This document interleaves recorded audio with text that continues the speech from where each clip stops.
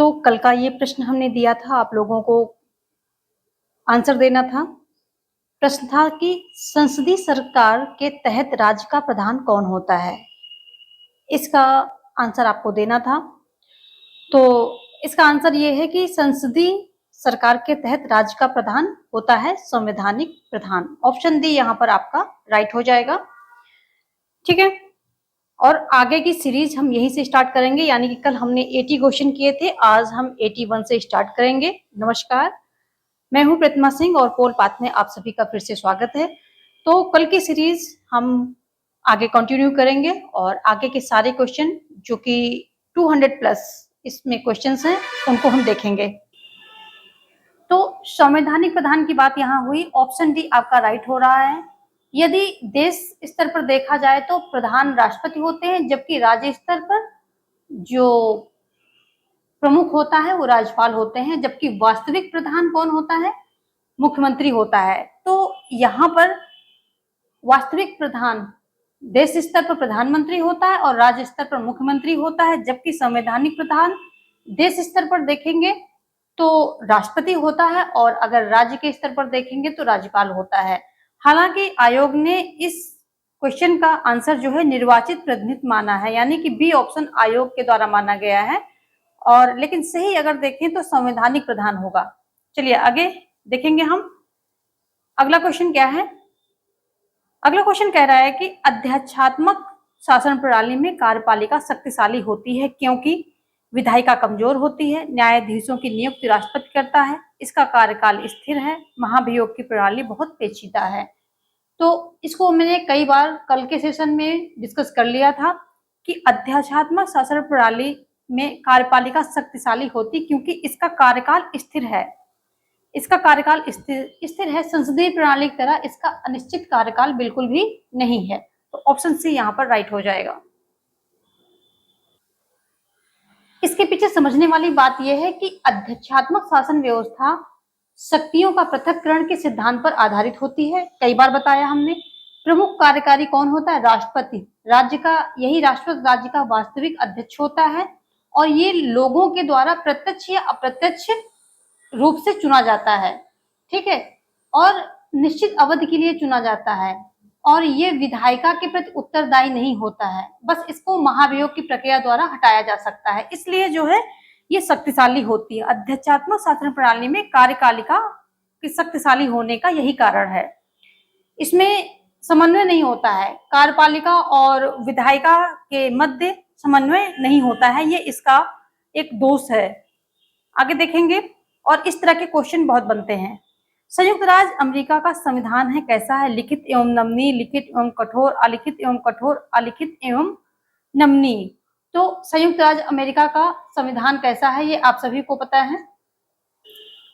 तो यहाँ पर ऑप्शन बी राइट होगा, लिखित एवं कठोर। अमेरिका का संविधान लिखा गया है, आप सभी को पता है, और ये कठोर है क्योंकि संविधान संशोधन दोनों सदनों के 2/3 बहुमत से होता है। और अगर अनुमोदन की बात करें तो 3/4 अनुमोदन, यानी कि 50 राज्यों में 38 का होना चाहिए। तो 38 और जो इसका संशोधन होता है ये कितने का होना चाहिए? तो ये होता है 2/3, दोनों सदनों के 2/3 सदस्यों के द्वारा। चलिए नेक्स्ट देखेंगे, अध्यक्षात्मक शासन प्रणाली की मुख्य विशेषताएं क्या है? कार्यपालिका का अध्यक्ष राष्ट्रपति होता है, राष्ट्रपति अपने मंत्रिपरिषद की नियुक्ति स्वयं करता है, राष्ट्रपति व्यवस्थापिका का विघटन नहीं कर सकता, और उपर्युक्त सभी। तो ये जितने भी दिए गए हैं ये सभी क्या हैं? राइट हैं। ऑप्शन डी यहाँ पर हो जाएगा, उपर्युक्त सभी। Option D. देखो इसकी अगर मुख्य विशेषताएं देखें तो कार्यपालिका का अध्यक्ष राष्ट्रपति होता है, राष्ट्रपति अपने मंत्रिपरिषद की नियुक्ति स्वयं करता है, राष्ट्रपति व्यवस्थापिका का विघटन नहीं कर सकता है, और इसके जो और दो मेन हैं वो है कार्यपालिका का कार्यकाल निश्चित होता है जो कि अभी अभी हमने देखा, और कार्यपालिका व्यवस्थापिका के प्रति जवाबदेह नहीं होती है। तो 5 बहुत ही प्रमुख विशेषताएं हैं जिसको आप याद रखेंगे। आगे देखेंगे, अध्यक्षात्मक व्यवस्था में कैबिनेट के सदस्य जिम्मेवार होते हैं राष्ट्रपति के प्रति, व्यक्तिगत रूप से विधायिका के प्रति, सामूहिक रूप से विधायिका के प्रति, मतदाताओं के प्रति। तो किसके प्रति? अध्यक्षात्मक व्यवस्था में कैबिनेट के सदस्य किसके प्रति जिम्मेदार होते हैं? अभी तक आपने समझ लिया होगा, क्योंकि इस पर हम काफी देर से चर्चा कर रहे हैं। कॉन्सेप्ट आपका क्लियर हो जाना चाहिए अब तक। ऑप्शन यहाँ पर ए, राष्ट्रपति के प्रति राइट हो जाएगा। देखो, अध्यक्षात्मक व्यवस्था में जो राष्ट्रपति होता है वो देश का और शासन का दोनों का अध्यक्ष होता है, यानी कि राज्य और शासन दोनों का प्रधान होता है। अध्यक्षीय सरकार में राष्ट्रपति व्यवस्थापिका के प्रति उत्तरदायी होता है। मंत्रिमंडल व्यवस्थापिका के निम्न सदन के प्रति उत्तरदायी होता है।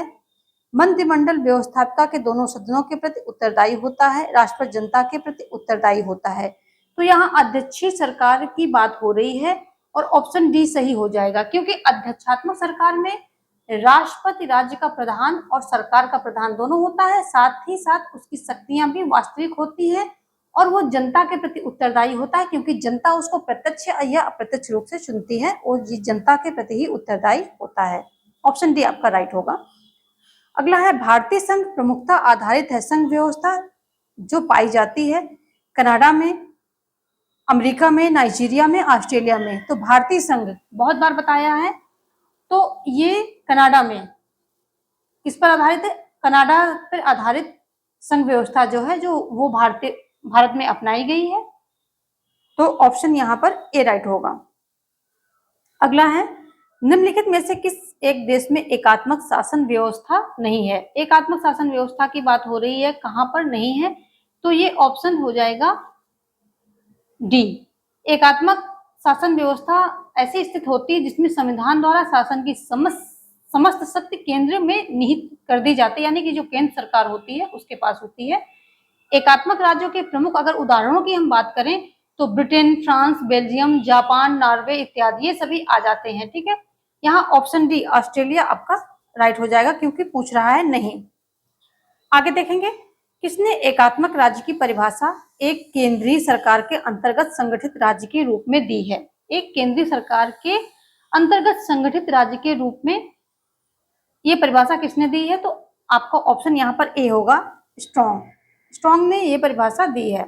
नेक्स्ट देखेंगे, फटाफट रिवीजन लेंगे क्वेश्चंस। जितना ज्यादा क्वेश्चन का अभी आप रिवीजन ले लेंगे उतना आपके लिए बेनिफिट रहेगा, क्योंकि क्वेश्चन को करने से क्या होता है कि आपका रिवीजन हो रहा है, साथ में टाइप ऑफ क्वेश्चन आपको देखने को मिल रहे हैं, उसके साथ उनको टैकल कैसे करना है, क्योंकि बहुत सारे क्वेश्चन ऐसे होते हैं जो कंफ्यूजिंग होते हैं, तो उनको टैकल उस सिचुएशन में कैसे टैकल करना है, ये सारे स्किल्स आपके पास आती हैं, जो कि एग्जाम में सक्सेस होने के लिए बहुत ही जरूरी होती हैं। और इनके बाइट साइड नोट्स आप बनाएंगे, जो कि लास्ट टाइम में ही बनता है। जो चीज आपको बहुत अच्छे से आती है उस पर बिल्कुल नोट्स नहीं बनाने हैं। जहां आपको कंफ्यूजन है, जहां आपको दिक्कत है, उसके बाइट साइड नोट्स यानी कि कीवर्ड्स आप लिखते जाएंगे। 2-4 पेज ले लीजिए, उन्हीं में सारा आ जाना चाहिए। 2-4 पन्ने ले लीजिए, उन्हीं में सारा आपका आ जाना चाहिए एक एक सब्जेक्ट का। तो इस तरह से करेंगे तभी आपका जो है लास्ट टाइम में रिवीजन हो पाएगा। अन्यथा आप अगर पूरा लेकर के पोथी बैठेंगे तो पोथी में किसी का रिवीजन होता नहीं है और इसी में सब मात खा जाते हैं। ये कुछ छोटी छोटी बातें होती हैं, लेकिन बहुत ही इंपॉर्टेंट होती हैं सक्सेस दिलाने के लिए। यदि जो मान लेता है तो वो सक्सेस हो जाता है, और जो इन पर ध्यान नहीं देते हैं तो वही फेलियर को देखते हैं। चलिए, तो हम देखेंगे, हमारे पास 2 सूची है, शासन प्रणाली और आवश्यक गुण दोनों हैं, इनको देखेंगे। कैबिनेट शासन प्रणाली अध्यक्षात्मक है, संघात्मक है और एकात्मक, ये सभी शासन प्रणाली हैं। तो अभी जैसे यहाँ पर शक्ति पृथक्करण है, तो हमने कई बार आपको बताया है कि शक्ति पृथक्करण किसका? अध्यक्षात्मक शासन प्रणाली का क्या है? ये गुण है। ठीक है, सामूहिक उत्तरदायित्व, तो ये किसका है? कैबिनेट शासन प्रणाली में क्या होता है? सामूहिक उत्तरदायित्व होता है, सेकंड हो जाएगा। और संघात्मक शासन प्रणाली में क्या होता है? ये शक्ति विभाजन हो जाता है, यहाँ पर आ जाएगा आपका फोर्थ। और एकात्मक शासन प्रणाली में क्या होता है? ये आ जाता है, शक्तियों का संकेंद्रण आ जाता, तो ये संकेंद्रण यहाँ ना होकर के यहाँ हो जाएगा शक्तियों का केंद्रीकरण या संकेंद्रण, एक ही बात है। ये किस में होता है? तो एकात्मक में होता है। तो आपका ऑप्शन क्या हो गया? सेकंड, फर्स्ट, फोर्थ, थर्ड, ये आपका ऑप्शन हो गया, यानी कि ऑप्शन बी, सेकंड, फर्स्ट और फोर्थ और थर्ड ऑप्शन जो दूसरा है ये आपका राइट हो जाएगा। चलिए आगे देखेंगे हम। कुछ युग्म दिए गए हैं, कौन सा गलत है ये आपको देखना है। संसदात्मक शासन व्यवस्था, अध्यक्षात्मक, संघात्मक, एकात्मक, एकात्मक, ये सभी यहाँ पर दिए गए हैं और इनके सामने दिए गए हैं देशों के ग्रुप। तो देखो संसदात्मक शासन व्यवस्था इसकी बात करें तो ये हो जाएगा ग्रेट ब्रिटेन हो जाएगा, भारत हो जाएगा और जर्मनी हो जाएगा, कनाडा हो जाएगा, ये सभी हो जाएंगे। तो ब्रिटेन, भारत, जर्मनी, कनाडा आपका ये पहला राइट है। और अध्यक्षात्मक शासन की बात करें अब हम तो इसमें आ जाएंगे अमेरिका, ब्राजील, लैटिन अमेरिका और दक्षिण अफ्रीका। तो अमेरिका, ब्राजील, लैटिन अमेरिका और दक्षिण अफ्रीका, ये आपका ये भी सही है। संघात्मक शासन की यदि हम बात करें तो इसमें हो जाएगा अमेरिका, भारत, कनाडा, ऑस्ट्रेलिया, ये सभी आ जाएंगे। और एकात्मक की बात करें तो ब्रिटेन, फ्रांस, चीन। तो ये यहाँ पर ए, बी और डी सही है, जो सी है ये आपका गलत है, क्योंकि गलत पूछ रहा तो यही आपका गलत है। आगे देखेंगे, कौन सा देश अर्ध अध्यक्षात्मक व संसदीय प्रणालियों का सर्वश्रेष्ठ उदाहरण है? भारत, कनाडा, फ्रांस और इंग्लैंड। अध्यक्षात्मक और संसदीय प्रणालियों का सर्वश्रेष्ठ उदाहरण है, यानी कि दोनों ही जिसमें है, तो ये हो जाएगा फ्रांस। फ्रांस में दोनों की मिश्रित प्रणाली को अपनाया गया है और इसीलिए यहाँ पर इसको अर्ध संघात्मक व्यवस्था भी कहा, अर्ध अध्यक्षात्मक शासन व्यवस्था भी कहा जाता है, यानी कि इसमें दोनों के लक्षण दिखते हैं, इसके भी और इसके भी। ऑप्शन सी आपका राइट होगा। अगला है, लोकतांत्रिक शासन प्रणाली में नेहरू जी ने किस प्रणाली को पसंद किया? तो इन्होंने पसंद किया था संसदीय प्रणाली को। ऑप्शन ए यहाँ पर राइट हो जाएगा। नेक्स्ट देखेंगे, निम्नलिखित युग्मों में सही युग्म कौन सा है? ब्रिटेन एकात्मक, कौन सा नहीं है पूछ रहा, तो ब्रिटेन है एकात्मक, अमेरिका एकात्मक, ऑस्ट्रेलिया संघात्मक, भारत संघात्मक, सभी सही हैं। अमेरिका गलत है, एकात्मक नहीं है, ये संघात्मक है। तो ऑप्शन आपका जो है बी राइट हो जाएगा, क्योंकि पूछ रहा है नहीं। नेक्स्ट देखेंगे, निम्नलिखित में कौन सी एक विशेषता यूएसए और भारत की संघ राज्य पद्धति की समान विशेषता नहीं है?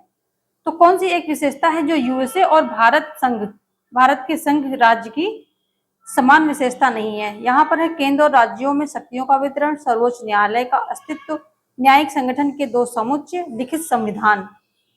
तो यहाँ पूछ रहा है कौन सा समान नहीं है।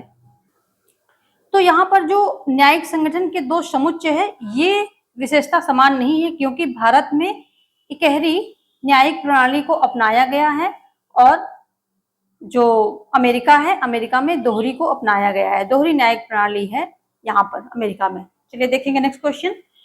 अगला क्वेश्चन क्या कह रहा है, निम्न में से किसने संसदीय व्यवस्था की यह परिभाषा दी है कि संसदात्मक व्यवस्था शासन के सामयिक मूल्यांकन के साथ साथ दिन प्रतिदिन के मूल्यांकन का भी अवसर प्रदान करती है?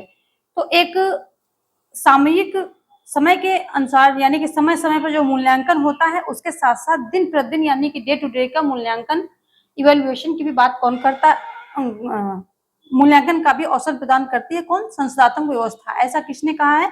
तो ऐसा बी.आर. अम्बेडकर के द्वारा कहा गया है। आपका ऑप्शन यहाँ पर ए राइट हो जाएगा। चलिए देखेंगे नेक्स्ट क्वेश्चन।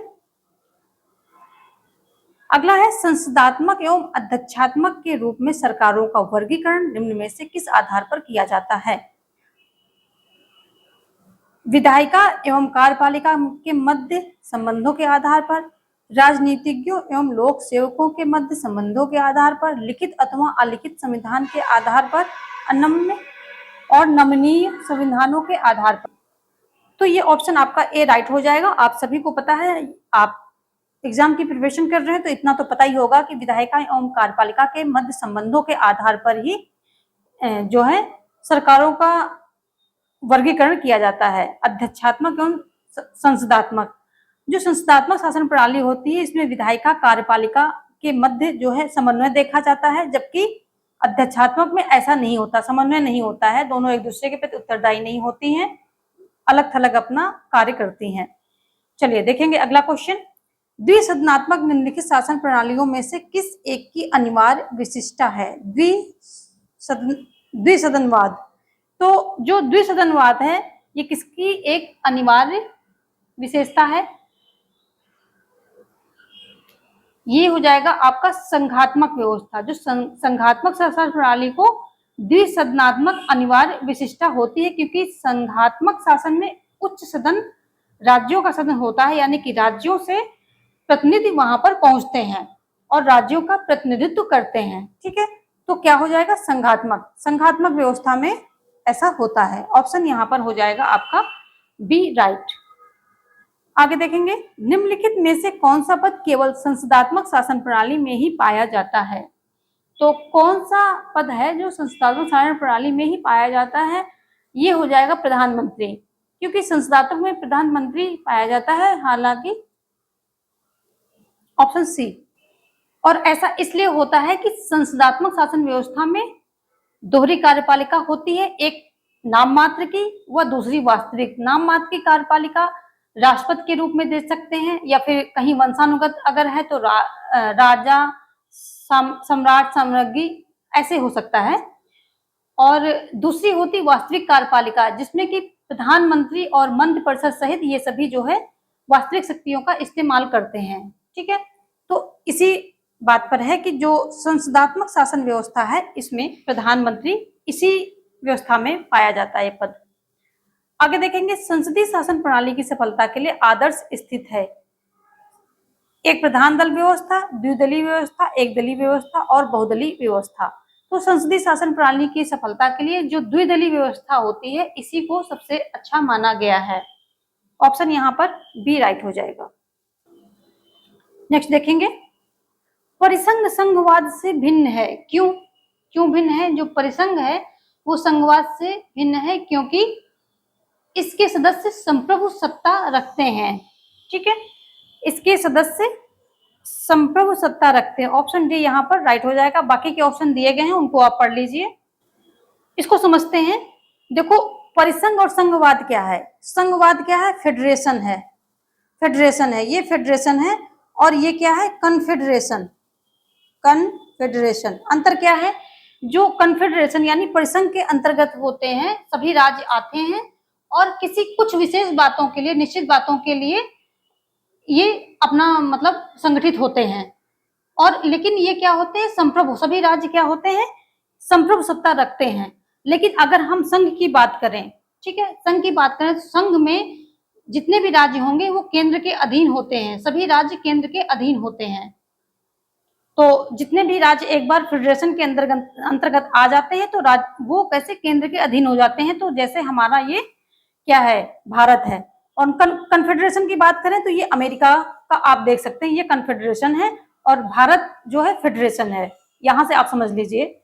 चलिए आगे देखेंगे, निम्नलिखित में से किस एक लेखक ने मत प्रकट किया है कि मंत्रिमंडलात्मक शासन प्रणाली में नौकरशाही मंत्रिपदी उत्तरदायित्व की ओट में फलती फूलती रहती है? किसने कहा है? बहुत ही फेमस है। और ये कहा किसने है? तो ये जो है ये कहा गया है रेमजे म्योर के, रेमजे म्योर के द्वारा ये कहा गया है। तो ऐसा यहाँ पर नाम है नहीं, इसलिए डी ऑप्शन सही हो जाएगा, उपर्युक्त में से कोई नहीं। चलिए आगे देखेंगे, इन्होंने अपनी पुस्तक हाउ ब्रिटेन इज गवर्न, इस पुस्तक में इन्होंने ये सारी बातें कही हैं। आगे देखेंगे, इनमें से किस परिस्थिति में पूरी मंत्रिपरिषद भंग नहीं होती है? अगर प्रधानमंत्री की मृत्यु हो जाए, अगर प्रधानमंत्री त्यागपत्र दे दे, अगर कोई कैबिनेट मंत्री त्यागपत्र दे दे। तो देखो, अगर प्रधानमंत्री के साथ कुछ होता है, प्रधानमंत्री अपने पद से हटता है, तो सारा कुछ जो है अपने आप पूरा ये क्या हो जाएगा? मंत्रिपरिषद भंग हो जाएगी। लेकिन जो यहाँ पर कैबिनेट मंत्री अगर कोई त्यागपत्र दे देता है तो उससे मंत्रिपरिषद भंग नहीं होगी और ये बनी रहती, आगे चलती रहती है। तो सी ऑप्शन यहाँ पर राइट हो जाएगा, सी थर्ड।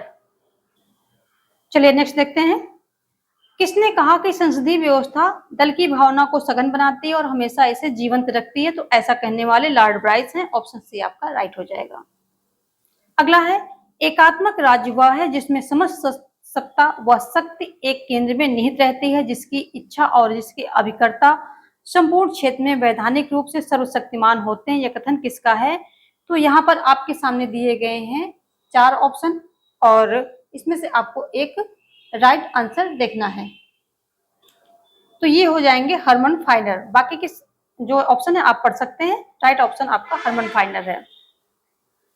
नेक्स्ट क्वेश्चन क्या कह रहा है कि संघात्मक व्यवस्था में केंद्र और राज्यों के मध्य शक्तियों का विभाजन किसके द्वारा होता है? सर्वोच्च न्यायालय द्वारा, संविधान द्वारा, केंद्र सरकार द्वारा, उपरोक्त किसी के द्वारा नहीं।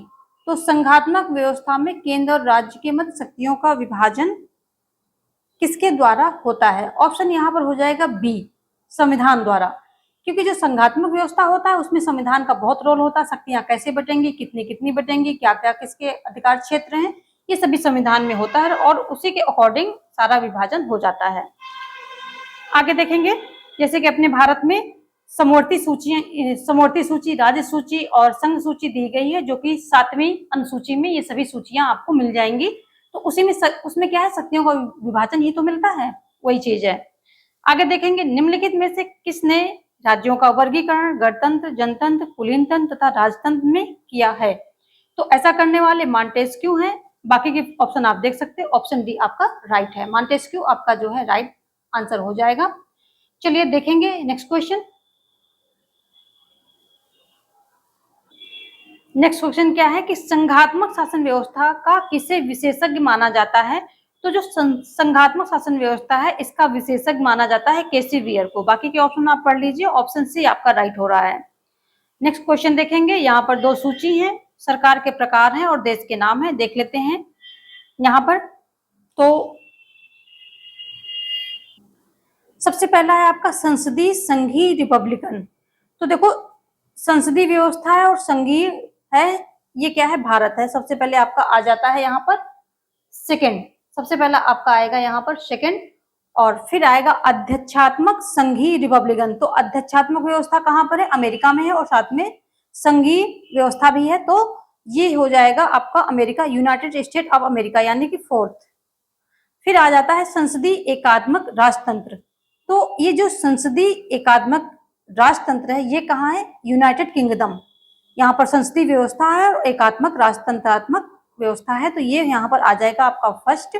फिर जो संसदीय कम अध्यक्षात्मक एकात्मक रिपब्लिकन, यहाँ संसदीय और यानी कि संसदात्मक और अध्यक्षात्मक दोनों ही प्रणालियों के गुण दिखते हैं। साथ में ये एकात्मक रिपब्लिकन है, तो ऐसा है फ्रांस, यानी कि 3rd।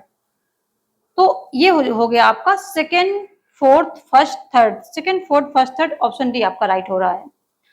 नेक्स्ट देखेंगे, सहकारी संघवाद पद का उदय कब हुआ?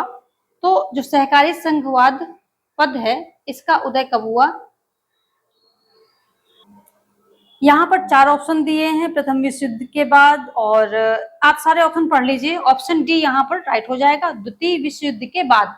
ऑप्शन डी राइट हो जाएगा। देखो, जो सहकारी संघवाद है इसका उदय द्वितीय विश्व युद्ध के बाद होता है, यानी कि शब्द का इस पद का उदय होता है द्वितीय विश्व युद्ध के बाद। और भारतीय जो संवैधानिक पद्धति है ये सहकारी संघवाद के आधार पर स्थित है, जिसे मॉरिस जोन्स के शब्दों में सौदेबाजी का संघवाद भी कहा जाता है। तो मॉरिस जोन्स ने इसे सौदेबाजी का संघवाद कहा है और सहकारी संघवाद इसका आधार है। भारतीय जो संवैधानिक पद्धति है उसकी बात हो रही है। निम्न में से देश समूह में एकात्मक संविधान है, कहां कहां पर है? एकात्मक संविधान की बात हो रही है, ग्रेट ब्रिटेन, चीन और फ्रांस।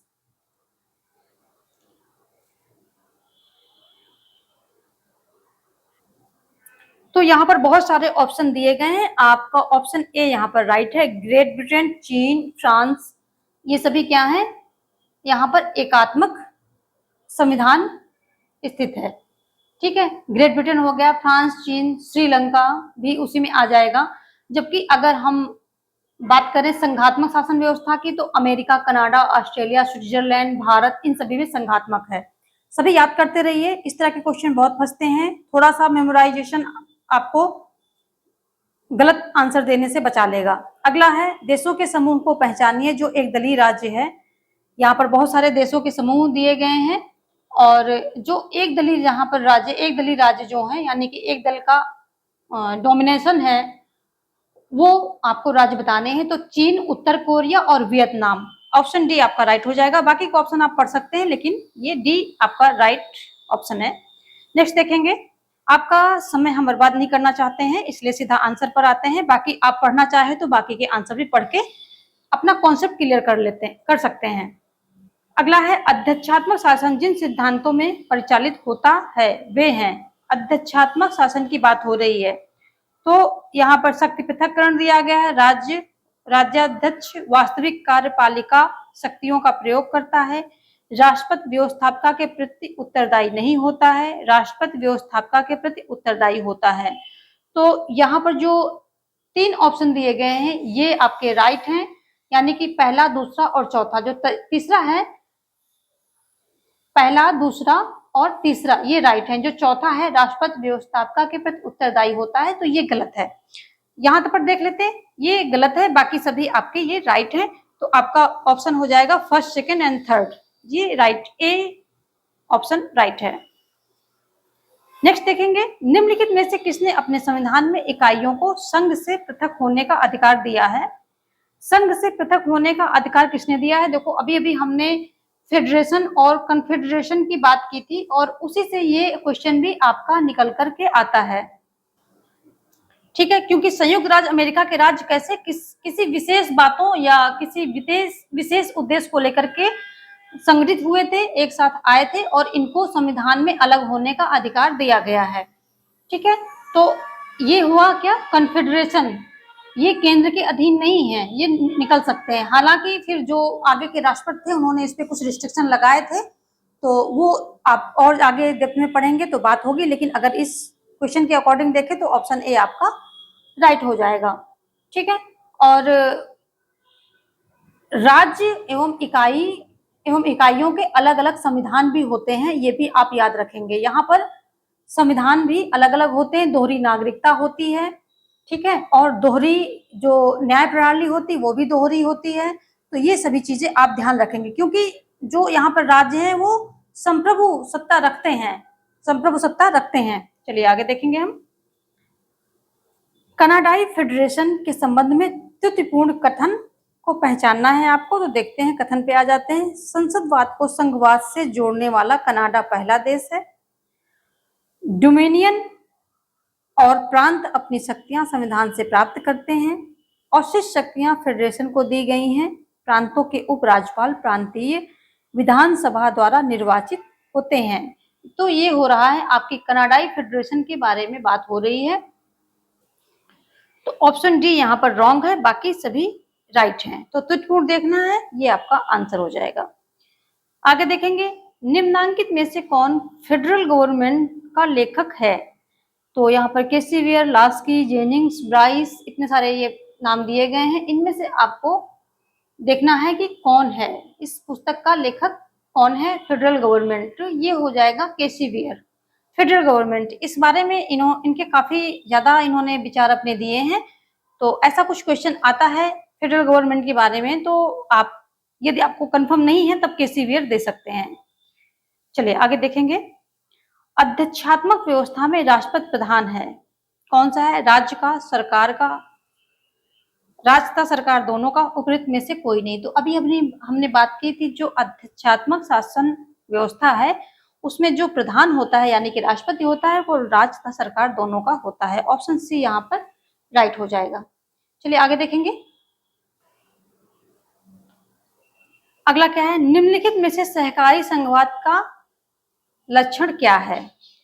तो यहाँ पर दिया गया है कि सहकारी संघवाद का लक्षण क्या है। तो यहाँ कई सारे ऑप्शन हैं, आप सभी पढ़ लीजिए, और बी ऑप्शन आपका राइट होगा। मजबूत केंद्र के आधार पर प्राप्त सहयोग, बी ऑप्शन जो है आपका राइट है। मजबूत केंद्र के आधार पर प्राप्त सहयोग सहकारी संघवाद का एक लक्षण है। ऑप्शन बी आपका राइट हो जाएगा। नेक्स्ट देखेंगे। निम्नलिखित में से कौन सा कथन सही है? संसदीय सरकार में राष्ट्रीय हितों को दलीय हितों की तुलना में प्राथमिकता दी जाती है। संसदीय सरकार शक्ति पृथक्करण के सिद्धांत पर आधारित होती है। संसदीय सरकार स्थायी सरकार प्रदान करती है। संसदीय सरकार संकट काल का सामना करने के लिए उपयुक्त नहीं है। तो कौन सा कथन सही है वो आपको देखना है। तो देखो ऑप्शन डी यहाँ पर राइट हो जाएगा। ये इसका कमी है कि जो संसदीय सरकार होती है वो संकट काल का सामना करने के लिए उपयुक्त नहीं होती है। इसमें बहुत टाइम टेकिंग प्रोसेस होते हैं और संकट काल के लिए उपयुक्त नहीं होती है संसदीय सरकार। आगे देखेंगे, किस देश में न्यायाधीशों को व्यवस्थापिका द्वारा चुना जाता है। चार ऑप्शन है आपके सामने, तो बताएंगे किस देश में न्यायाधीशों को व्यवस्थापिका द्वारा चुना जाता है। तो ये हो जाएगा आपका ऑप्शन सी, स्विट्जरलैंड। स्विट्जरलैंड में न्यायाधीशों को व्यवस्थापिका के द्वारा चुना जाता है। ऑप्शन सी यहाँ पर राइट हो जाएगा। नेक्स्ट देखेंगे, प्रशासनिक न्यायालय का विकास निम्न में से किस देश में सर्वप्रथम हुआ। प्रशासनिक न्यायालय, तो ये मैंने अपने पहले की प्रैक्टिस में कई बार बताया है, ये ऐसा जो है फ्रांस में हुआ है। ऑप्शन आपका जो है यहाँ पर राइट हो जाएगा सी। अगला क्वेश्चन है, निम्नलिखित में से किस देश में न्यायिक पुनरीक्षण का प्रावधान नहीं है। तो ये यूनाइटेड किंगडम है, यहाँ पर नहीं है, जबकि भारत, स्विट्जरलैंड एंड अमेरिका में इसका प्रावधान है। और ये न्यायिक पुनरीक्षण क्या होता है, इसके द्वारा विधायिका द्वारा बनाए गए कानूनों, कार्यपालिका द्वारा जारी किए आदेशों तथा प्रशासन द्वारा किए गए कार्यों की जांच होती है। और ये ऐसा जो है मतलब ये न्यायपालिका देखती है कि जो ये सारी चीजें हो रही हैं, आदेश आए हैं या कानून बने हैं, तो ये सब जो मूल ढांचा है उसके अनुरूप है या नहीं है। ये यही न्यायिक पुनरीक्षण है।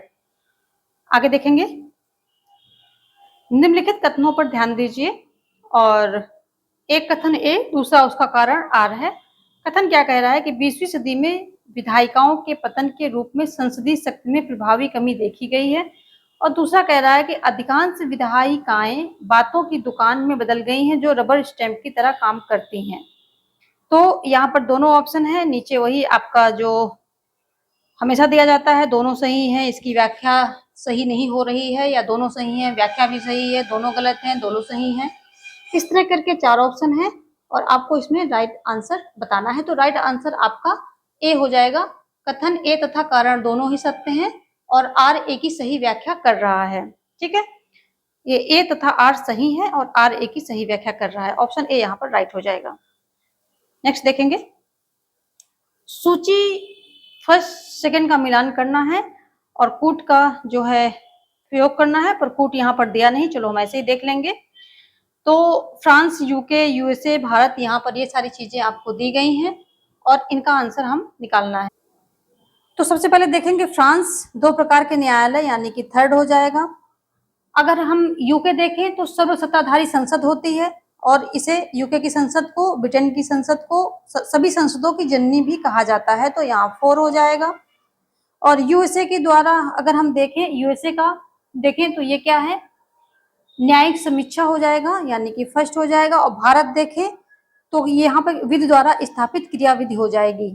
ठीक है, जो कि जापान से लिया गया। यहाँ भारत की जगह पर जापान होता तब भी आप वही मारना था, आपको सेकंड ही मारना था। ठीक है, तो सेम चीज जापान से लिया गया है भारत में। ऑप्शन यहाँ पर क्या हो जाएगा, third, fourth, first and second, ये आपका राइट कूट हो जाएगा।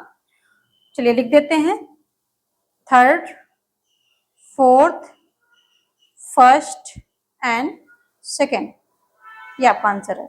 अगला क्या है कि निम्नलिखित में से कौन द स्पिरिट ऑफ लॉज का लेखक है। तो हमने ये कई बार आपको कल से बता लिया है, इसके लेखक है मॉन्टेस्क्यू। इसी में इन्होंने अपने सिद्धांत दिए हैं, शक्ति का पृथक्करण और शक्ति और संतुलन का सिद्धांत, ये सारी चीजें इन्होंने इसी बुक में अपने व्याख्या की है। आगे देखेंगे, सत्ता के ऊपर सत्ता की मर्यादा होनी चाहिए, इस सिद्धांत पर किसकी आस्था थी। तो ऐसा मानने वाले मॉन्टेस्क्यू हैं और इन्होंने अपनी पुस्तक स्पिरिट ऑफ लॉज, इसमें इस चीज की व्याख्या की है। आगे देखेंगे, यह किसका कथन है कि द्विसदनात्मक विधायिका ऐसी संसद है जो अपने ही विरुद्ध विभाजित होती है। बर्कर, गार्नर, गिलक्राइस्ट और ब्राइस, इतने सारे ऑप्शन आपके सामने हैं और किसने ऐसा कहा है। तो ये आपके हो जाएंगे गार्नर महोदय। आगे है, फ्रांस के राष्ट्रपति के कार्यकाल की अवधि क्या है। फ्रांस के राष्ट्रपति की कार्यकाल की अवधि कितनी है। तो ये हो जाएगी 5 वर्ष। ऑप्शन डी आपका राइट हो जाएगा। आगे देखेंगे, विश्व की सर्वाधिक शक्तिशाली विधायिका है। शक्तिशाली विधायिका की बात हो रही है, कौन है? तो ब्रिटिश संसद दो है। ये ब्रिटिश संसद विश्व की सबसे शक्तिशाली विधायिका मानी जाती है। ब्रिटेन में संसद की सर्वोच्चता के सिद्धांत को स्वीकार किया गया है, जबकि भारत और अमेरिका में संविधान की सर्वोच्चता के सिद्धांत को स्वीकार किया गया है। तो ऑप्शन डी यहाँ पर राइट हो जाएगा, संसद की सर्वोच्चता। आगे देखेंगे, अमेरिका के राष्ट्रपति के बारे में निम्नलिखित कथनों में से कौन सा सही है? वो राष्ट्र का मुखिया है और सरकार का मुखिया है। ठीक है, सही है, क्योंकि यहाँ पर अध्यक्षात्मक शासन प्रणाली है, समस्त कार्यकारी शक्तियां उसके पास रहती हैं। राइट है, वो अपने मंत्रिमंडल के परामर्श से बंधा होता है, वह विधानमंडल की विघटित करने की शक्ति रखता है। तो ये दोनों ही गलत हैं, वो मंत्रिमंडल के परामर्श से बंधा नहीं होता है और विधानमंडल को विघटित करने की शक्ति भी नहीं रखता है। ये हमने कई बार डिस्कस कर लिया है। तो यहाँ पर कूट नहीं दिया गया है, हालांकि कूट होता तो आपको फर्स्ट और सेकंड दो ऑप्शन चुनने थे। ठीक है, तो कूट यहाँ पर नहीं दिया गया, तो हमने आंसर अपने ऐसे निकाल लिए। चलिए आगे देखेंगे, फ्रांस में सरकार और राष्ट्रपति के बीच जटिल संबंध हैं। इसका कारण है राष्ट्रपति का प्रत्यक्ष चुनाव, शक्तियों का केंद्रीकरण, एक मिलीजुली राष्ट्रपतीय संसदीय प्रणाली की सरकार को नियंत्रित करने की संसद की लघुकृत शक्तियां। तो इस पर हमने पहले ही कई बार डिस्कस कर लिया है, तो आप वहां से आपका आंसर मिल सकता है आराम से। ऑप्शन सी इसका कारण यही है, पढ़ लीजिए, ऑप्शन सी इसका कारण है। और यहाँ जो है क्या है, राष्ट्रपति कह सकते हैं, या इसको क्वासी प्रेसिडेंशियल कह सकते हैं, या फिर क्वासी पार्लियामेंट्री कह सकते हैं। ऐसी यहाँ पर मिलीजुली सरकार है। आगे देखेंगे, संयुक्त राज्य अमेरिका में शासन की शीर्ष विहीन शाखा और कांग्रेस की भुजाएं किसे कहा जाता है? सर्वोच्च न्यायालय को, स्वतंत्र नियामकी आयोग को, फेडरल कोर्ट को, या कार्यपालिका को? संयुक्त राज्य अमेरिका की बात हो रही है, कहां पर ऐसा किसे कहा जाता है? तो ये जो ऑप्शन बी है, जो नियामकी आयोग है, इनको शासन की शीर्ष विहीन शाखा और कांग्रेस की भुजाएं कहा जाता है। स्वतंत्र नियामकी आयोग को, ये शीर्ष विहीन शाखा और कांग्रेस की भुजाएं हैं। आगे देखेंगे, जेरीमैंडरिंग की प्रथा किस देश में प्रचलित है? जेरीमैंडरिंग कई बार आपने सुना होगा, तो ये संयुक्त राज्य अमेरिका में प्रचलित है। अमेरिका में चुनाव क्षेत्रों का निर्माण करते समय जेरीमैंडरिंग की दूषित प्रथा का प्रयोग किया जाता है। इसके बारे में मैंने डिटेल में अपने प्रीवियस वीडियो में बातें बताई हैं, वीडियो भी गया है अमेरिका की, जब हमने संसद के बाद जो कांग्रेस है वहां की, उसके बारे में हमने सारी बात बताई है। तो जेरीमैंडरिंग को भी हमने वहां एक्सप्लेन किया है। यदि आपको अभी तक नहीं मालूम है तो हमारे चैनल पे विजिट करके अमेरिका के जो सदन है उसके बारे में ऐसा वीडियो वहां पर पड़ा होगा, आप उसे देख सकते हैं। संयुक्त राज्य अमेरिका, डी ऑप्शन यहाँ पर राइट होगा। अगला क्या है, निम्नलिखित में से किस वाद में अमेरिकी मुख्य न्यायाधीश मार्शल ने न्यायिक पुनरावलोकन की अवधारणा को परिभाषित किया था? तो यहाँ पर 4 ऑप्शन है, तो सभी आप पढ़ लीजिए। ऑप्शन सी राइट हो जाएगा, मारबरी बनाम मेडिसन। ठीक है, ये हुआ कब था? 1803 में ये वाद आया था और इसी में इन्होंने न्यायिक पुनरावलोकन की अवधारणा को परिभाषित किया था मार्शल ने। अगला है, द्वितीय सदन की विद्यमानता स्वतंत्रता की गारंटी व कुछ सीमा तक अत्याचार के विरुद्ध सुरक्षा भी है।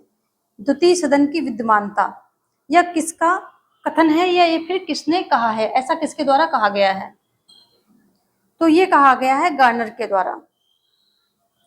अगला है, अमेरिका के प्रतिनिधि सभा के सदस्यों की कुल संख्या है कितनी है? प्रतिनिधि सभा की बात हो रही है। देखो, सीनेट में 100 सदस्य होते हैं, क्योंकि 50 राज्य हैं, हर राज्य से 2-2 मेंबर वहां पहुंचते हैं।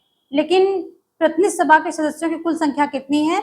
तो ये आंसर आपको बाद में दिया जाएगा। अभी आप कमेंट सेक्शन में फटाफट बताइए कि अमेरिका के प्रतिनिधि सभा के सदस्यों की कुल संख्या कितनी है। नेक्स्ट देखेंगे, ये आपका होमवर्क कह लीजिए, ऐसा है, कमेंट सेक्शन में इसका आंसर दीजिए। अगला है, ब्रिटेन में वित्त मंत्रालय को कहते हैं राजकोष विभाग, वित्त विभाग, ब्यूरो ऑफ बजट, इनमें से कोई नहीं। तो ब्रिटेन की बात हो रही है, ब्रिटेन में वित्त मंत्रालय को क्या कहा जाता है? ये हो जाएगा ऑप्शन ए, यदि आप सबको आंसर पता है पहले से तो फटाफट कमेंट में आप दे सकते हैं ऑप्शन ए या फिर पूरा नाम भी, राजकोष विभाग। इससे आपका फिक्सेशन होगा और एक प्रकार से आप पेपर सॉल्व करने बैठते हैं फिजिकली, वही होगा। चलिए आगे देखेंगे। निम्नलिखित संघात्मक राज्यों में किसमें संघातरित इकाइयों को संघीय विधायिका के उच्च सदन में समान प्रतिनिधित्व नहीं दिया गया है? किसमें नहीं दिया गया है? तो ये हो जाएगा भारत।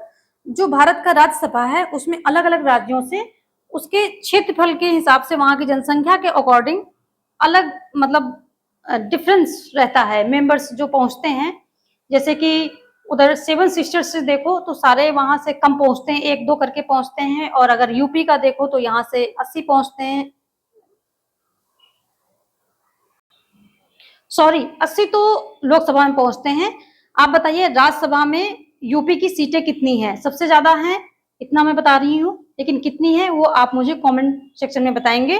फिलहाल ये है कि भारत में जो है उच्च सदन में समान प्रतिनिधित्व नहीं दिया गया है राज्यों को, ठीक है। तो ये भारत है, बाकी इन सभी में समान प्रतिनिधित्व दिया गया है।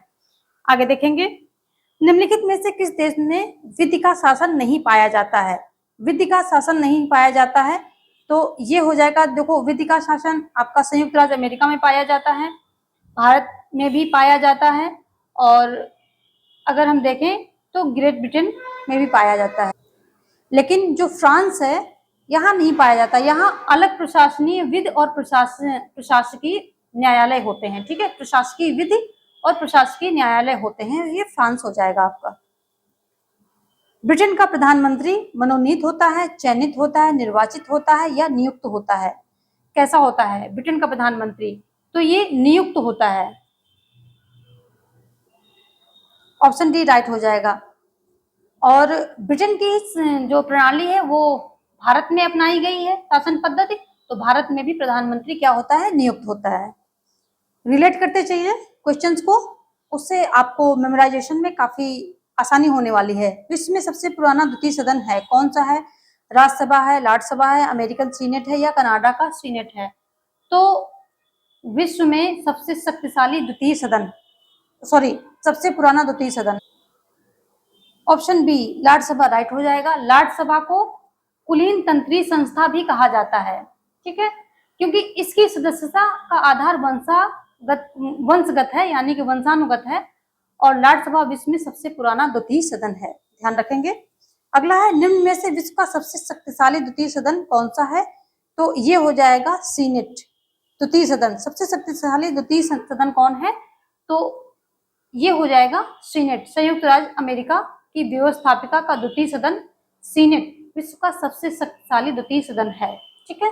और यहाँ पर प्रतिनिधि सदन और सीनेट 2 सदन है, और यहाँ की जो अमेरिका की व्यवस्थापिका है इसको कांग्रेस कहते हैं। कांग्रेस, और कांग्रेस के 2 सदन है, प्रतिनिधि सदन और सीनेट। चलिए आगे देखेंगे। निम्नांकित में से कौन संसदों की जननी कहलाती है? तो भारतीय संसद, यूएसए की कांग्रेस, ब्रिटिश संसद और स्विस संघीय सभा। तो ऑप्शन सी यहाँ पर राइट हो जाएगा, ब्रिटिश संसद। पहले ही बता रखा है हमने आपको। नेक्स्ट देखेंगे। द्वितीय सदन के सदस्यों का चुनाव किस देश में इकाइयों के लोगों द्वारा किया जाता है?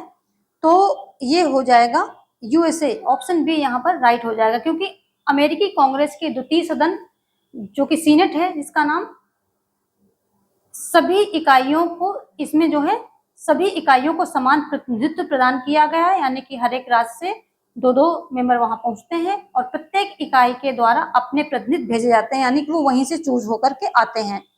तो यूएसए, ऑप्शन बी आपका राइट होगा। अगला है 2 सूची दी गई है, कूट की सहायता से इनका मिलान करना है। दोनों सदनों की समान शक्तियां, और उच्च सदन निम्न सदन की अपेक्षा अधिक शक्ति संपन्न।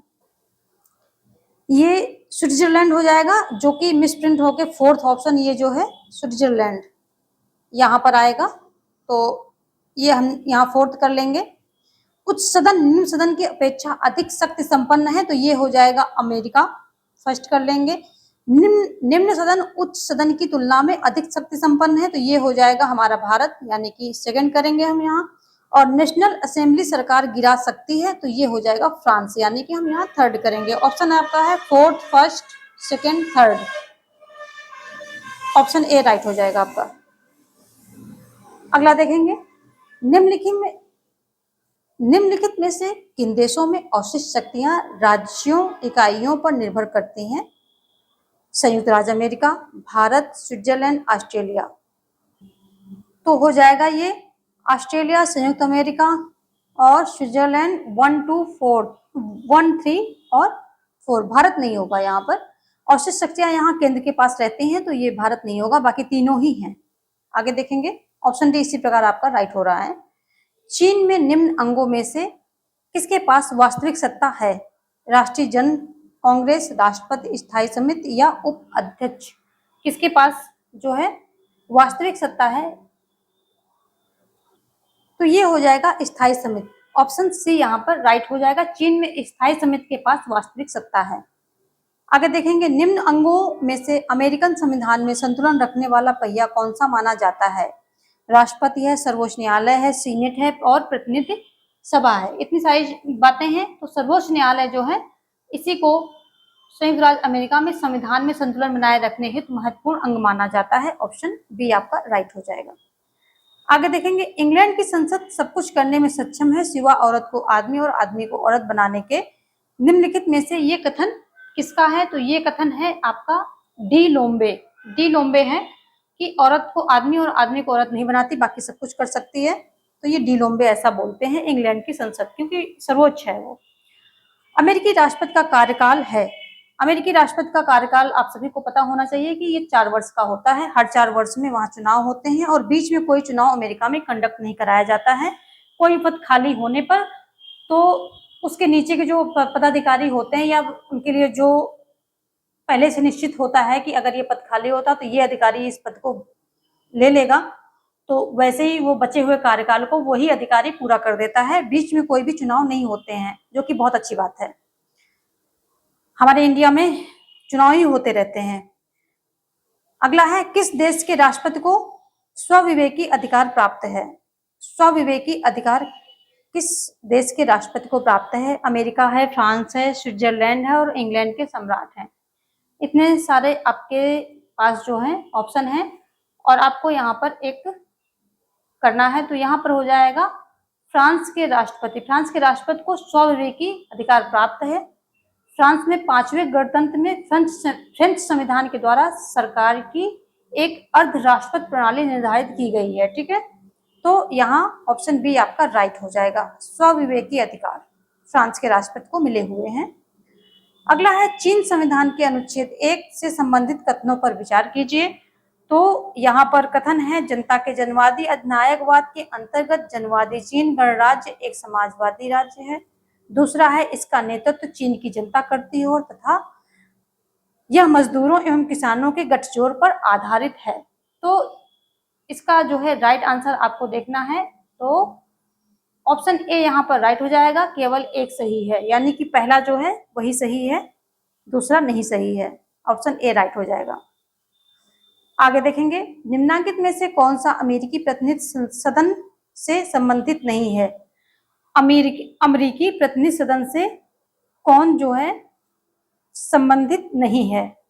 यहाँ पर जेरीमेंडरिंग है और पार्क बैरल व्यवस्थापन है, लॉग रोलिंग है, फिलिबस्टर है। 4 प्रकार के ऑप्शन आपके सामने दिए गए हैं, तो कौन सा नहीं है? तो फिलिबस्टर जो है, फिलिबस्टर अमेरिकी प्रतिनिधि सदन से संबंधित नहीं है, जबकि जेरीमेंडरिंग और लॉग रोलिंग, पार्क बैरल प्रतिनिधि, ये सभी जो है प्रतिनिधि उससे संबंधित हैं, सदन से संबंधित हैं। तो यहाँ पर हो जाएगा फिलिबस्टरिंग। ऑप्शन डी आपका राइट हो जाएगा। नहीं पूछा है, इस पर ध्यान रखेंगे विशेष। सूचियां दी गई हैं कार्यपालिका की वैधता के आधार पर संबंधित देश। तो देखते हैं क्या क्या है यहाँ पर। तो पहला है आपका, विधायिका से स्वतंत्र राष्ट्रपति, मंत्रिमंडल संसदीय विश्वास के अधीन। तो ये हो जाएगा आपका फ्रांस, यानी कि तीसरा हो जाएगा। दूसरा है, राष्ट्रपति एवं मंत्रिमंडल संसदीय विश्वास के अधीन। तो ये हो जाएगा आपका दक्षिण अफ्रीका, यानी कि ये आपका 4 हो जाएगा।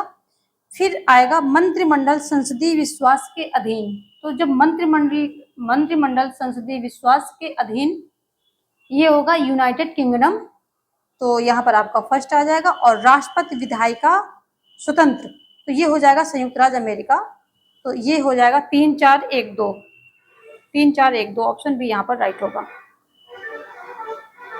नेक्स्ट क्वेश्चन देखेंगे, निम्नांकित में से कौन सा चीन की कार्यपालिका का हिस्सा नहीं है? केंद्रीय सैनिक आयोग, राज्य परिषद, राष्ट्रपति और राष्ट्रीय परिषद।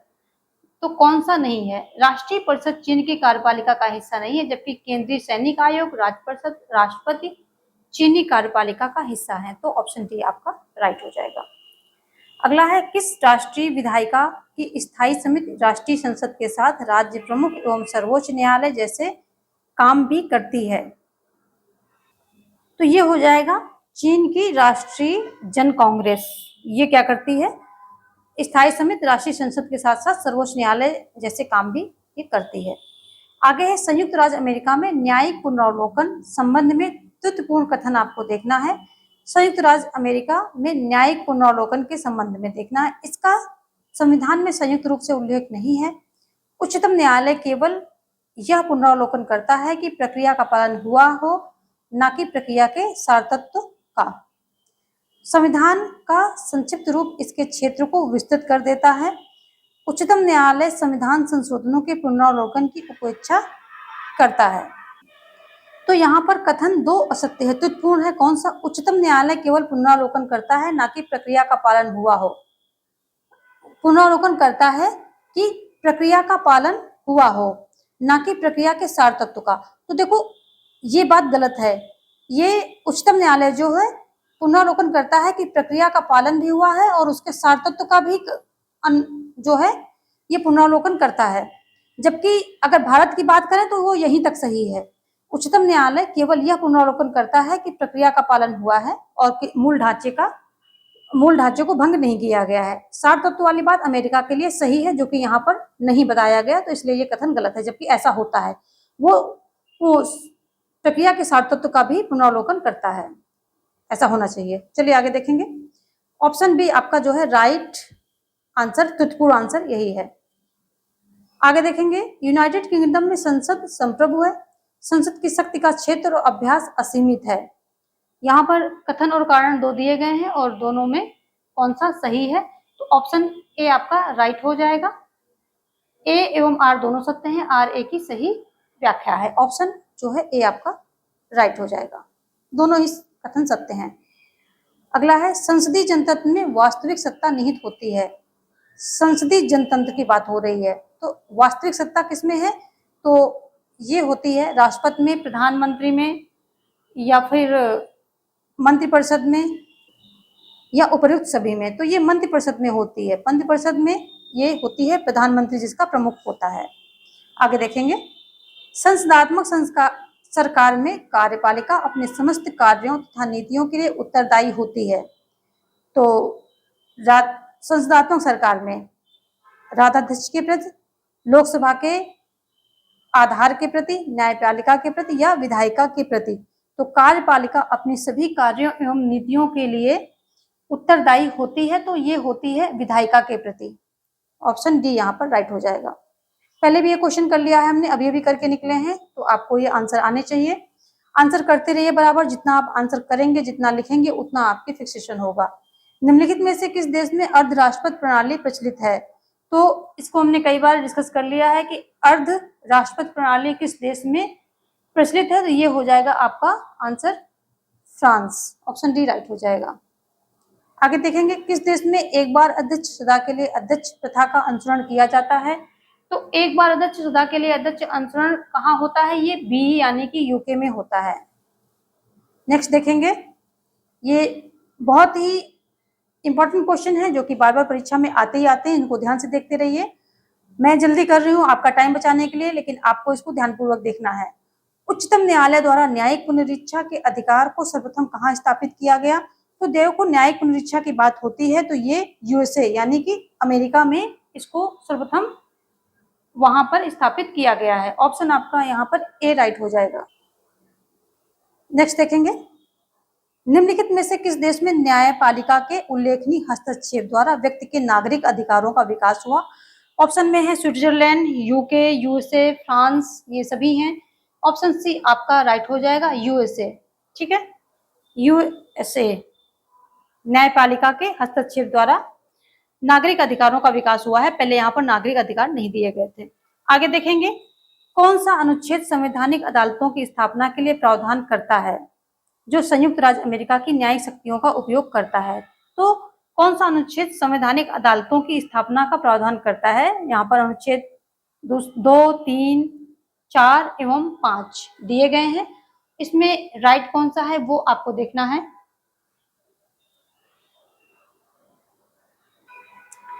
अनुच्छेद 3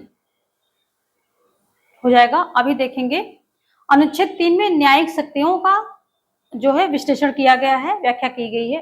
अगला क्वेश्चन क्या है, निम्नांकित में से किस राज्य की व्यवस्थापिका का दूसरा सदन विश्व का सबसे कमजोर उच्च सदन माना जाता है? सबसे कमजोर उच्च सदन कहाँ का है तो वो आपको बताना है। तो ये हो जाएगा आपका ब्रिटेन। ऑप्शन बी यहाँ पर राइट हो जाएगा, सबसे कमजोर उच्च सदन। ठीक है, ऑप्शन बी आपका राइट हो जाएगा। आगे देखेंगे,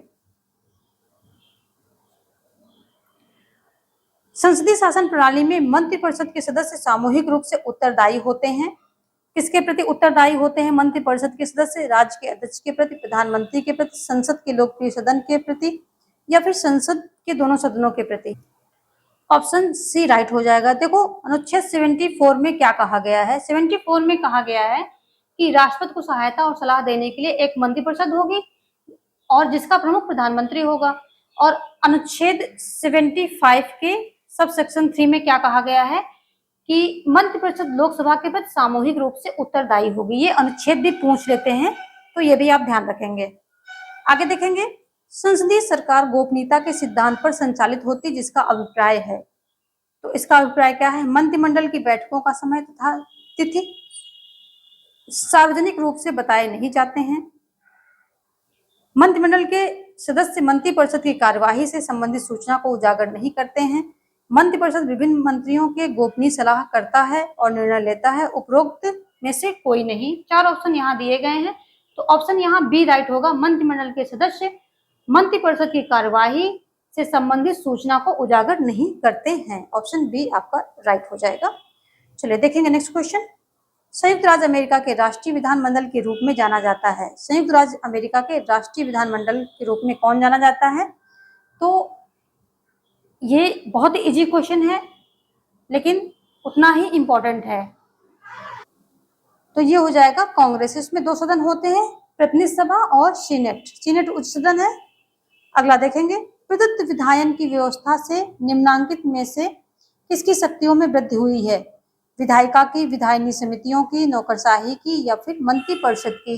किसकी हुई है? तो ये हो जाएगा नौकरशाही की। जो प्रदत्त विधायन की व्यवस्था से इनके जो नौकरशाही है, इनकी शक्तियों में, ब्यूरोक्रेसी, इनकी शक्तियों में वृद्धि होती है।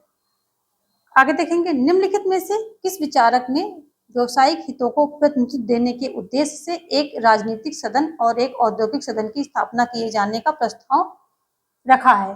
तो ऐसा करने वाले हैं कौन है? GTH कोल महोदय। बहुत ही फेमस है, लेकिन उतना ही इम्पोर्टेंट है। आगे देखेंगे, जहां व्यवस्थापिका मंत्रिमंडल के समक्ष दुर्बल है और मंत्रिमंडल राष्ट्रपति के समक्ष दुर्बल है, यह विशेषता कहाँ है? ग्रेट ब्रिटेन के संविधान की, फ्रांस के 5वें गणतंत्र के संविधान की, स्विट्जरलैंड संयुक्त राज्य अमेरिका के संविधान की। तो ये हो जाएगा ऑप्शन बी, फ्रांस के 5वें गणतंत्र के संविधान की। ऑप्शन बी आपका राइट हो जाएगा। आगे देखेंगे, इंग्लैंड में निम्नलिखित में से किसका न्यायिक पुनरावलोकन होता है? तो किसका होता है? कार्यपालिका के निर्णय, संसदीय विधायन, प्रदत्त विधायन, उपरोक्त में से कोई नहीं। तो ये हो जाएगा संसदीय विधायन। संसदीय विधायन का पुनरावलोकन होता है इंग्लैंड में। किसका? जो संसदीय विधायन होते हैं, इन्हीं का पुनरावलोकन होता है।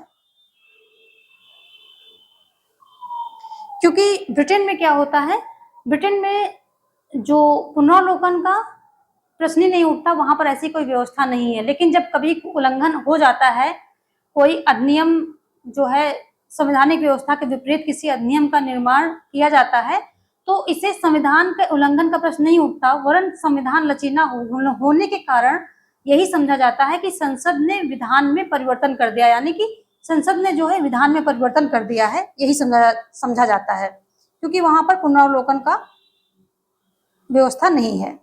आगे देखेंगे, केशिवियर द्वारा प्रतिपादित व्यवस्थापिकाओं के ह्रास का अर्थ है। तो यहाँ पर 4 ऑप्शन है, आप इनको पढ़ लीजिए और बताइए क्या है, व्यवस्थापकों के ह्रास का अर्थ क्या है। तो यहाँ पर जो सी ऑप्शन है, दूसरी संस्थाओं की बढ़ती हुई शक्तियों की तुलना में उनकी स्थिति में उतार, ये ऑप्शन आपका राइट हो जाएगा, ऑप्शन सी। बाकी के ऑप्शन आप पढ़ लीजिए अपने कॉन्सेप्ट को क्लियर करने के लिए। आगे देखेंगे, कार्यपालिका का प्रमुख कार्य है क्या है, कानून बनाना, न्याय करना, प्रशासन चलाना या कूटनीति।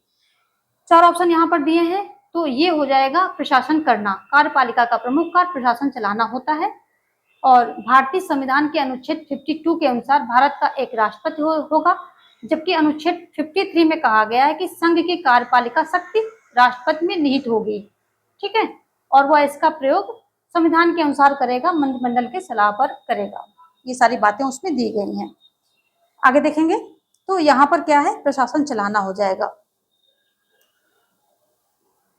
आनुपातिक प्रतिनिधित्व प्रणाली के सिद्धांत का प्रतिपादक कौन है। आनुपातिक प्रतिनिधित्व के सिद्धांत का लास्की है, बेंथम है, बर्क है और थॉमस हेयर है। 4 ऑप्शन आपके सामने यहाँ पर दिए गए हैं, तो ये हो जाएगा थॉमस हेयर।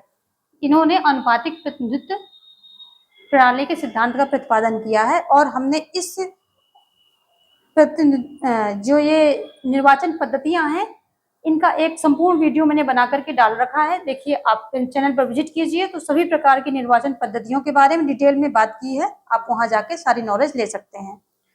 आगे देखेंगे, अल्पसंख्यकों के प्रतिनिधित्व हेतु 3 महत्वपूर्ण व्यवस्थाएं हैं, कौन सी। तो यहाँ पर सारे ऑप्शन दिए गए, आप सभी पढ़ लीजिए कौन सी 3 महत्वपूर्ण व्यवस्थाएं हैं। तो ये हो जाएगा सीमित मत योजना, संचय मत योजना और सीटों का आरक्षण। तो ऑप्शन ए आपका ये राइट हो जाएगा, बाकी के ऑप्शन आप पढ़ सकते हैं। नेक्स्ट देखेंगे, निम्नलिखित में से कौन अल्पसंख्यकों के प्रतिनिधित्व की पद्धति नहीं है। अल्पसंख्यकों के प्रतिनिधित्व की पद्धति कौन सी नहीं है। तो यहाँ पर आनुपातिक प्रतिनिधित्व है, संचित मत प्रणाली है, सीमित मत प्रणाली है, सार्वभौमिक मत प्रणाली है।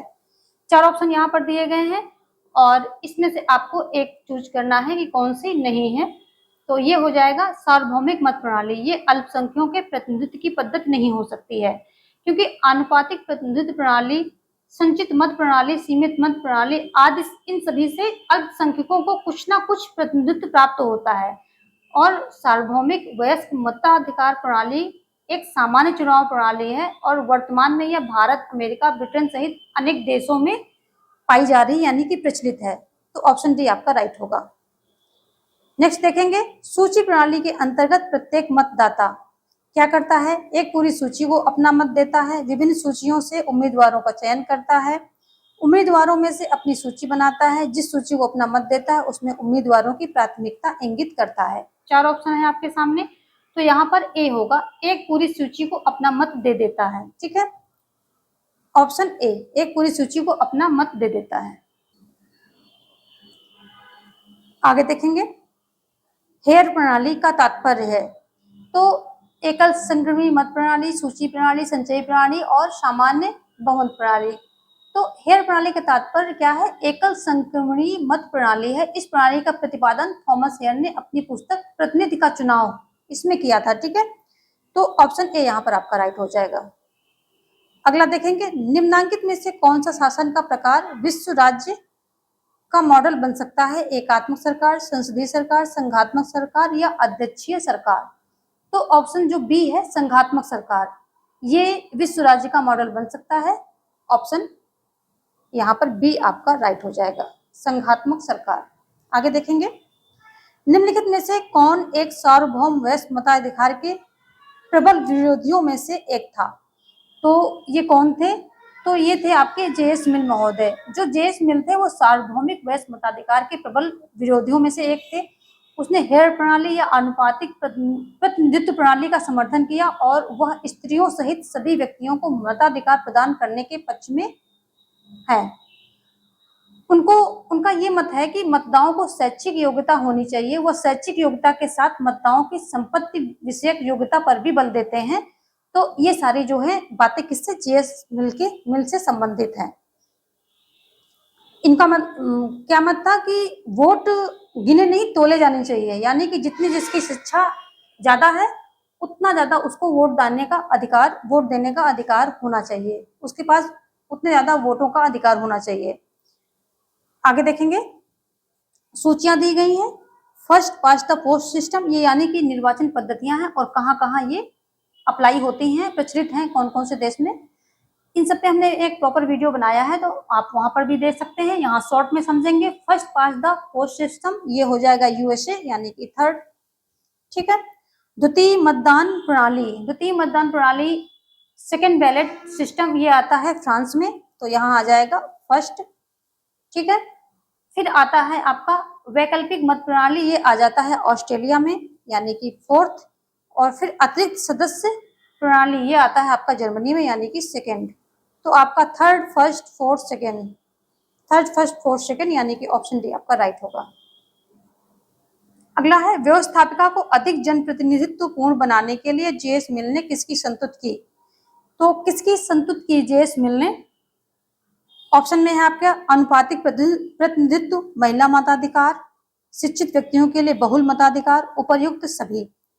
तो ये जो है ऑप्शन डी यहाँ पर राइट हो जाएगा, उपर्युक्त सभी का इन्होंने किया था। महिला मताधिकार का सपोर्ट भी किया, शिक्षित के लिए बहुल मताधिकार का भी मतलब सपोर्ट किया, अनुपातिक प्रतिनिधित्व, और इन तीनों का किया, तो ऑप्शन डी आपका राइट होगा। आगे है, सांप्रदायिक प्रतिनिधित्व का अर्थ होता है धन के आधार पर प्रतिनिधित्व, धार्मिक आधार पर, जाति के आधार पर, संपत्ति के आधार पर। चार ऑप्शन हैं आपके पास, तो किसके आधार पर होगा? ये होगा धार्मिक आधार पर। सांप्रदायिक प्रतिनिधित्व का अर्थ होता है धार्मिक आधार पर प्रतिनिधित्व। ठीक है। सांप्रदायिकता जो होती है, सांप्रदायिकता का धर्म से सीधा संबंध होता है। ठीक है, ये आप समझ लीजिए। तो ये हो गया बी ऑप्शन। आगे, प्रतिनिधित्व का कौन सा सिद्धांत प्रत्यक्ष लोकतंत्र को प्रतिष्ठा देता है? प्रतिनिधित्व का कौन सा सिद्धांत प्रत्यक्ष लोकतंत्र को प्रतिष्ठा देता है? प्रतिक्रियावादी, अनुदारवादी, उदारवादी, या फिर चौथा क्या है? क्रांतिकारी। तो ऑप्शन डी हो जाएगा क्रांतिकारी सिद्धांत। ठीक है। आगे देखेंगे, निम्नांकित में से कौन सी अल्पसंख्यकों के प्रतिनिधित्व की प्रणाली नहीं है? तो अभी अभी हमने इस पर बात की थी, ये सार्वभौम मताधिकार जो है ये नहीं है, ये सामान्य मत प्रणाली है जिसमें सभी का, जो सब पूरी जनता का ही समान अधिकार होता है, और उसमें उनकी संख्या या कितनी है, उनका परसेंटेज कितना है, इस पर कोई विचार नहीं किया जाता है। आगे देखेंगे, अल्पसंख्यकों के प्रतिनिधित्व के लिए निम्न में से कौन सी पद्धति सर्वश्रेष्ठ है? आनुपातिक प्रतिनिधित्व है, एकल मत प्रणाली है, सामूहिक मत प्रणाली है, और परोक्ष प्रणाली है। चार ऑप्शन यहाँ पर दिए गए हैं, तो यहाँ पर जो हो जाएगा आनुपातिक प्रतिनिधित्व, ये जो है सर्वश्रेष्ठ है। नेक्स्ट देखेंगे, प्रतिनिधित्व का रूढ़वादी सिद्धांत प्रतिनिधित्व के किस प्रतिरूप का समर्थन करता है? प्रतिनिधित्व का रूढ़वादी सिद्धांत न्यासी प्रतिरूप, प्रत्यायोजित, या जनादेश, या फिर सदस्यता प्रतिरूप। यहाँ पर चार दिए गए हैं, ऑप्शन ए हो जाएगा न्यासी प्रतिरूप।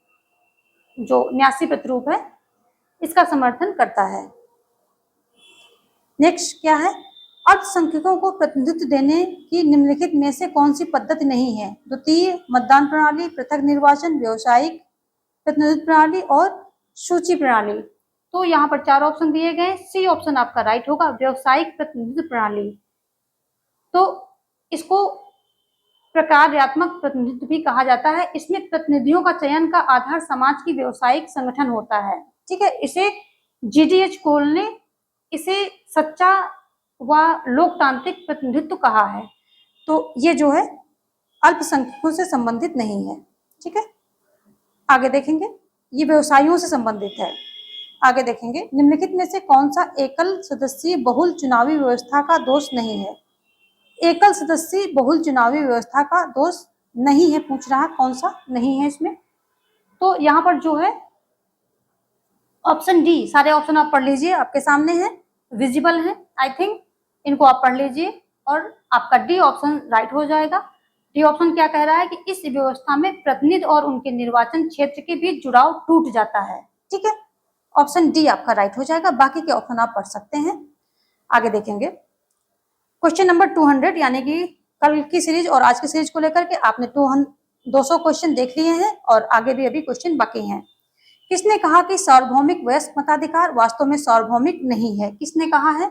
देखिए, जो लोग यहाँ तक बने हुए हैं वो सच में डिजर्व करते हैं कि उनको सक्सेस मिले और उनको मिलेगी, क्योंकि जो पेशेंस होता है, जो लगातार हम पढ़ाई करते हैं, लगातार अपनी कहते नहीं जी जान लगा देना, उस तरह से जो पढ़ाई करते हैं तो निश्चित ही सफलता उनके कदम चूमती है।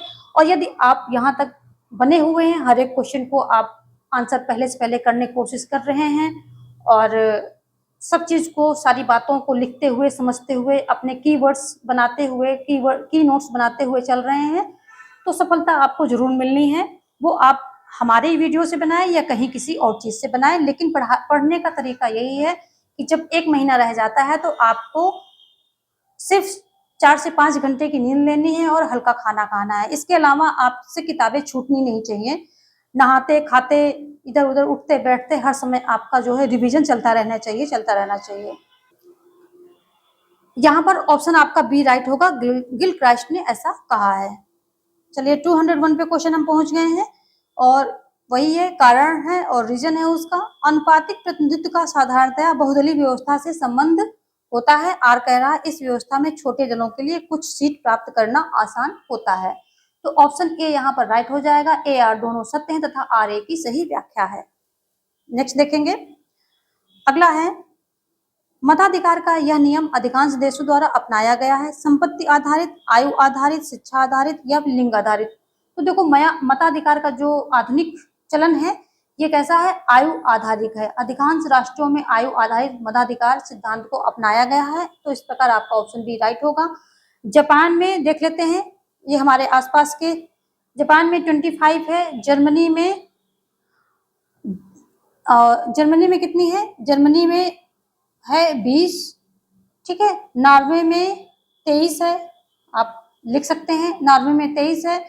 ब्रिटेन, अमेरिका, रूस में 18 वर्ष है, ठीक है।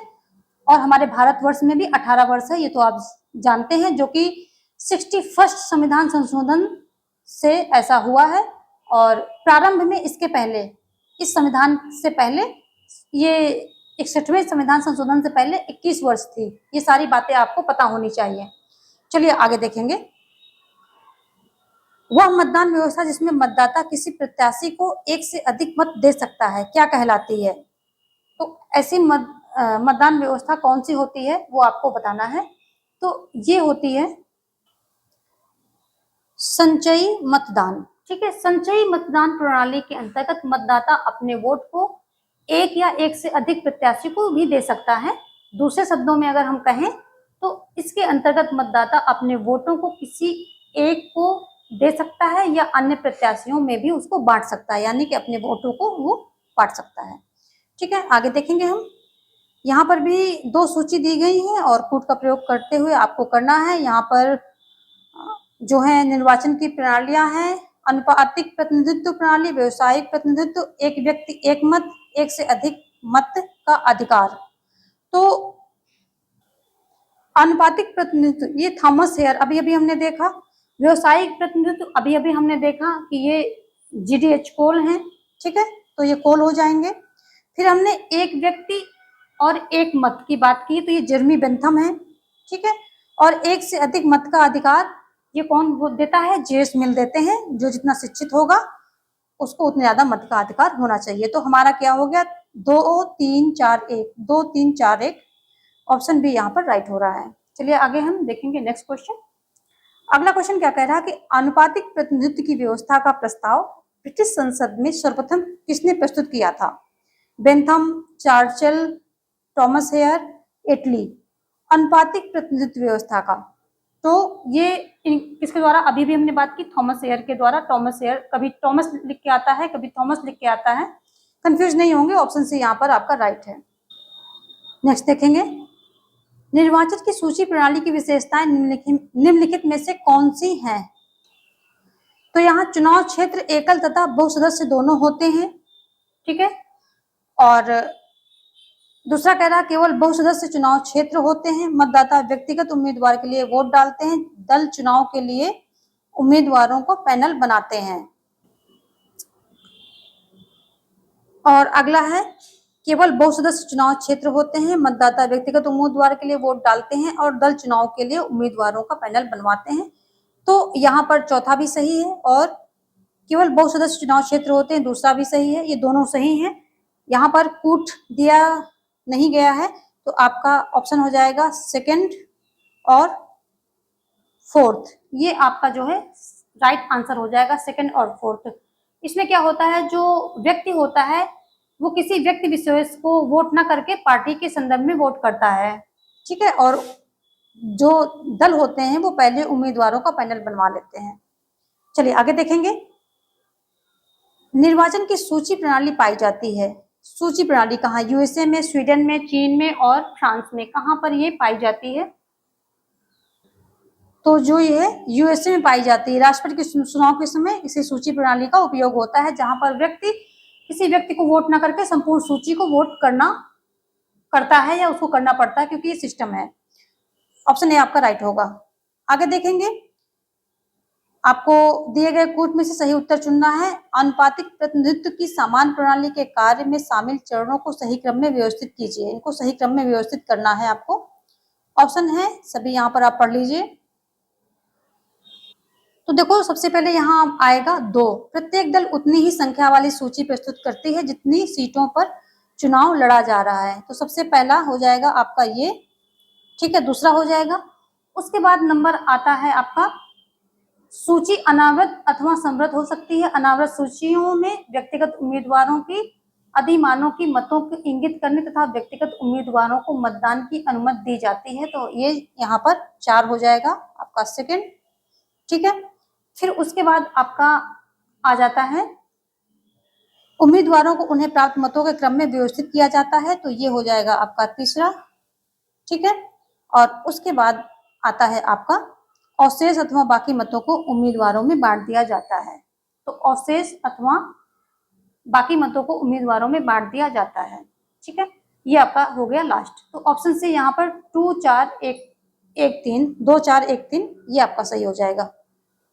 2 4 1 3 ये सारे आप पढ़ लीजिए, इनको क्रम में पहले पढ़ लीजिए, फिर इनको क्रम में लगा लीजिए। आंसर आपका सी आएगा 2 4 1 2, ये आपका ऑप्शन आएगा। नेक्स्ट देखेंगे,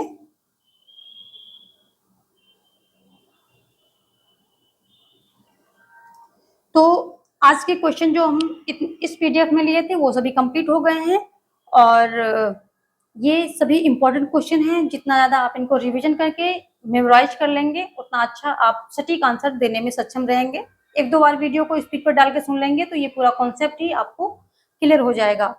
तो ये पीडीएफ यहीं पे समाप्त होती है। साथ में आप बताएंगे कि अगला टॉपिक आपको कौन सा चाहिए, किस टॉपिक पे क्वेश्चन चाहिए, और ये वीडियो अपने दोस्तों में शेयर करें जो भी पॉलिटिकल साइंस से संबंधित बीपीएससी में पीजीटी लेवल पे बैठ रहे हैं, तो उनको सभी को शेयर कीजिए। साथ में वीडियो को लाइक भी कीजिए। यदि चैनल को सब्सक्राइब नहीं किया है तो सब्सक्राइब कर लें, क्योंकि जो सारी इंपॉर्टेंट वीडियोज हैं वो आपको सब्सक्राइब करने के बाद ही उनका नोटिफिकेशन मिलेगा। Thanks for watching. जय हिंद।